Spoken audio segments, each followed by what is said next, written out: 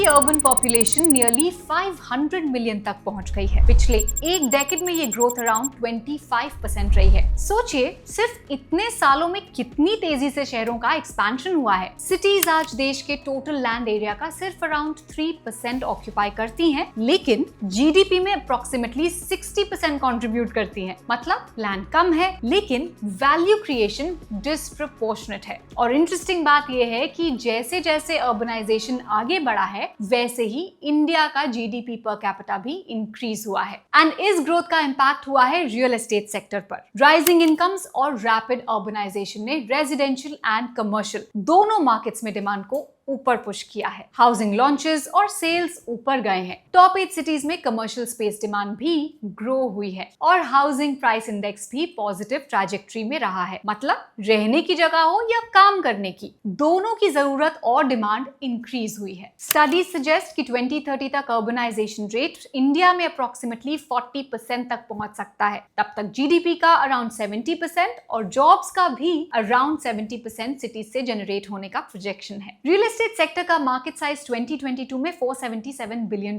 था और एस्टिमेट है कि 2030 तक ये $1 ट्रिलियन तक पहुंच सकता है। मतलब रियल एस्टेट अभी अपने इनिशियल ग्रोथ स्टेज में ही है। इस सेक्टर की ग्रोथ को ट्रैक करता है निफ्टी रियल्टी इंडेक्स। ये इंडेक्स डिजाइन किया गया है रियल एस्टेट कंपनीज के परफॉर्मेंस को कैप्चर करने के लिए, जो primarily residential and commercial properties बनाती हैं। इसमें निफ्टी 500 से top 10 realty sector companies by free float market cap select होती हैं। इंडेक्स का रीबैलेंस साल में 2 बार होता है, मार्च और सितंबर में, और एक स्टॉक की वेटेज अप्रोक्सीमेटली 33% से कैप्ड है, जबकि टॉप 3 स्टॉक्स की कंबाइंड वेटेज अराउंड 62% तक कैप्ड होती है। इंडेक्स का मार्केट कैप प्रोफाइल भी डाइवर्सिफाइड है। लार्ज कैप का weight around 38%, mid cap around 48% और स्मॉल कैप क्लोज टू 14%। आप स्क्रीन पे इस इंडेक्स के टॉप कॉन्स्टिट्यूएंट्स बाय वेटेज देख सकते हैं। अगर रिटर्न्स की बात करें तो निफ्टी रियल्टी इंडेक्स ने लॉन्ग टर्म में ब्रॉडर मार्केट इंडिसेस को आउट परफॉर्म किया है। वैल्यूएशन पॉइंट ऑफ व्यू से इंडेक्स का करंट पीई 34.29 है, जो अपने 5 ईयर एवरेज और 10 ईयर एवरेज से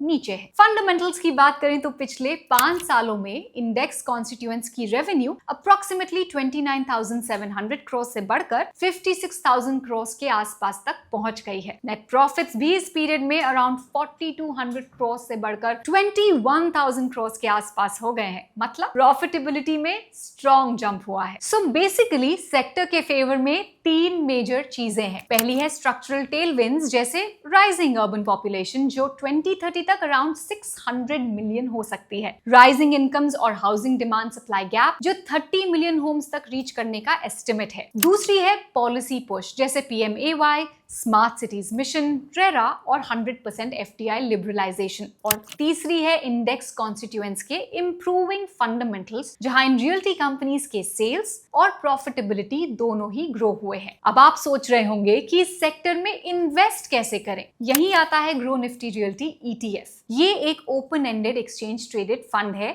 that seeks to track the Nifty Realty Index TRI. इसका इन्वेस्टमेंट ऑब्जेक्टिव है long term capital growth generate करना by investing in the securities of the Nifty Realty Index in the same proportion and weightage, of course subject to tracking errors. ETF एक stock की तरह trade होता है, जिसका मतलब है आप इसे एक्सचेंज पर बाय और सेल कर सकते हैं, और इसके लिए आपको डीमैट अकाउंट की जरूरत होती है। ये बेसिकली स्टॉक्स का एक बास्केट होता है जो एक्सचेंजेस पर ट्रेड होता है। इस स्कीम का NFO ओपन है 3 अक्टूबर 2025 तक। अगर आप इंडिया की ग्रोइंग रियल्टी सेक्टर में इन्वेस्ट करना चाहते हैं बिना हर स्टॉक को इंडिविजुअली ट्रैक और ट्रेड किए, तो ग्रो निफ्टी रियल्टी ETF आपके लिए एक ऑप्शन हो सकता है। इन्वेस्ट करने से पहले स्कीम से रिलेटेड सभी डॉक्यूमेंट्स पढ़ना मत भूलिएगा और अपने फाइनेंशियल एडवाइजर को कंसल्ट कीजिएगा। इंडिया के रियल्टी सेक्टर के बारे में आपके क्या व्यूज हैं, हमें कमेंट्स में जरूर बताइए। म्यूचुअल फंड निवेश बाजार जोखिम के अधीन है।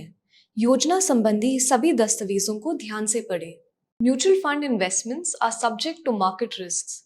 Read all scheme related documents carefully.